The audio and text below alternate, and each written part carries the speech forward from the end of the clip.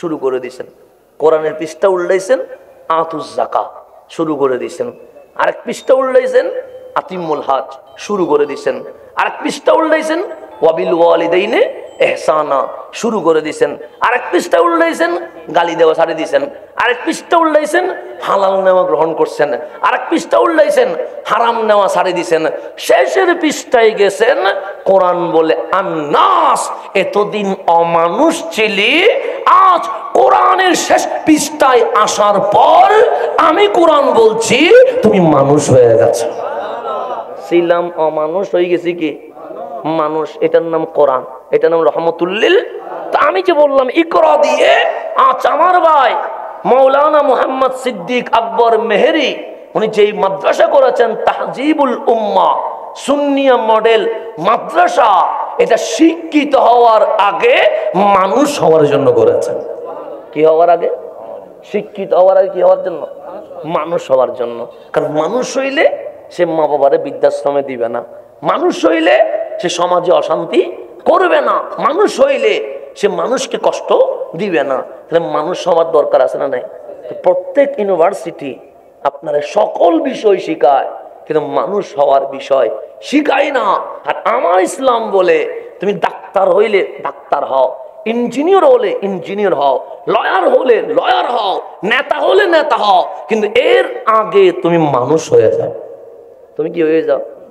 মানুষ হইলে কি হবে এটা বলে শেষ। আর 2 মিনিট। ফারুকে আজম নাম শুনছেন? গরম না নরম? গরম। উনি কি শুধু আমাদের 10 আসনের এমপি ছিলেন? বাংলাদেশের রাষ্ট্রপতি ছিলেন, অর্ধ জাহানের বাদশা ছিলেন। ওনার বাংলো তো সব জায়গায় একটা টাকা দরকার ছিল।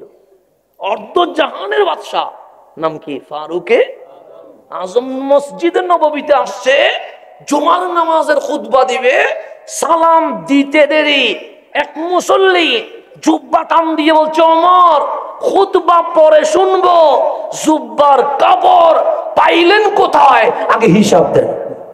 কিসের কাপড়? আপনার কাপড়টা যে লম্বা জুব্বা হইছে, এ কাপড়ের টাকা পাইছেন কই?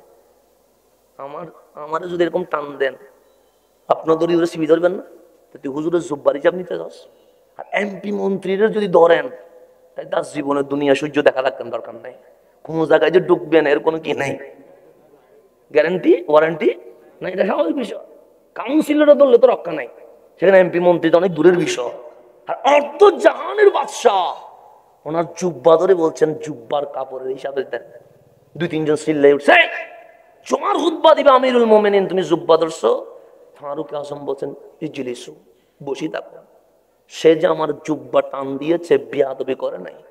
আজকে আমাকে দুনিয়ার মানুষের কাঠগড়ায় দাঁড় করানোর কারণে কাল আমি রহমানের কাঠগড়ায় দাঁড়ানো থেকে বেঁচে গেছে। খলিফা কার? মানুষ কারে কয়? ফারুক আজম বলছেন আপনার কথাটা বলেন, আমি শুনবো। বললেন গতকাল বাইতুল মাল থেকে আমরা কাপড় পেয়েছি, হ্যাঁ আমাদের কাপড়ের যতটুকু লম্বা এটা দিয়ে ফতোয়া হয়, কিন্তু জুব্বা হয় না। তা আপনারটা জুব্বা হইল কেমনে? নিশ্চয় আপনি 2টা নিয়েছেন। দেখেন আমিরুল মুমিনিনকে কি করতেছেন, চাষ করতেছেন যে কেমনে হইল।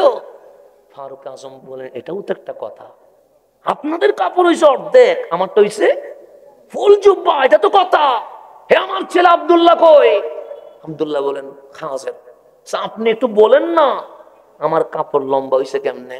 সবাইকে আসলে উল্লেখ করে বললেন আমি আমিরুল মুমিনিনের ছেলে। হ্যাঁ চিনি। আপনারা কালকে বাইতুল মাল থেকে কাপড় পাইছেন সবাই? হ্যাঁ সবাই পাইছি। কতটুকু হয়? অর্ধেক হয়, কিন্তু জুব্বা হয় না। আমি আব্দুল্লাহ কি মদিনার নাগরিক? হ্যাঁ। আমি একটা কি পাইতে পারি? অবশ্যই আপনি একটা পাইতে পারেন। আমার বাবা কি নাগরিক? হ্যাঁ। আমার বাবাও কি একটা পায়? হ্যাঁ পায়। আমিও একটা পাইলাম, বাবাও একটা পাইলো। তা আমি ছেলে গায়ে দিয়ে দেখি অর্ধেক হয়, কিন্তু পুরা হয় না। আমি ছেলেটা আমার বাবারে হাদিয়া দেওয়ার কারণে এটা জুব্বা হয়েছে। বাবারটার আমারটা মিলে আমার বাবা কোনো দুর্নীতি করে নাই। হিসাব কোথায় দিচ্ছে? মাঠে মাঠে, মসজিদে নববীতে। এটার নাম ইসলামী খেলাফা। এটার নাম কি? ইসলামী খেলাফা। যেখানে জুব্বার কাপড়ের হিসাব দিতে হয়, সেখানে আপনি বাংলো করবেন কেমনে? সেখানে আপনি বিল্ডিং করবেন কেমনে? আল্লাহ যেন আমাদেরকে বুঝার তৌফিক নসিব করে। ইসলাম বলছে আগে তুমি মানুষ হও, এরপর তুমি কি হও? শিক্ষিত হও।